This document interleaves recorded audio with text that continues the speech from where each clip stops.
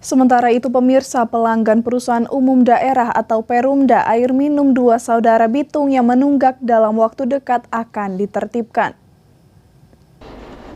PLH Direktur Perumda Air Minum 2 Suara Joubert Kusoy membenarkan hingga saat ini banyak pelanggan yang belum menyelesaikan kewajiban administrasi yang seharusnya menjadi kewajiban.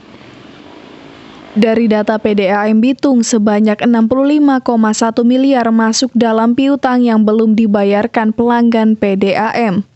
Pada data tersebut juga ada pelanggan yang sudah dipasangkan meter tapi belum menyelesaikan kewajiban administrasi.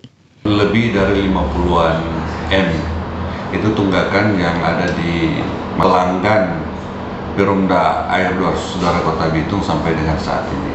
Sehingga itulah usaha-usaha kami, pembenahan jaringan, perbaikan pelayanan, peningkatan pelayanan itu salah satu usaha kami.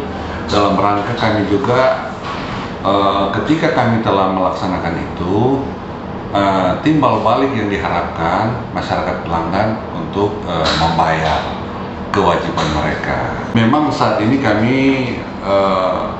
sedang melaksanakan penertiban untuk pelanggan-pelanggan yang menunggak. Penertiban ini juga ada dasar aturannya.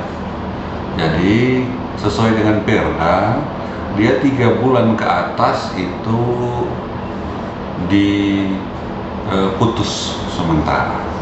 Tapi kalau ada niat pelanggan untuk membayar, kita masih beri kelonggaran bagi mereka.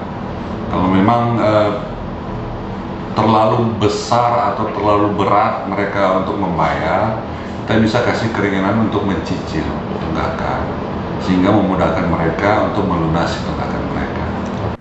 Pihak Perumda Air Minum juga tetap memberi kelonggaran dan kesempatan bagi pelanggan untuk melakukan pembayaran walaupun dicicil. Dari Bitung, Tim Liputan Kawanua TV melaporkan.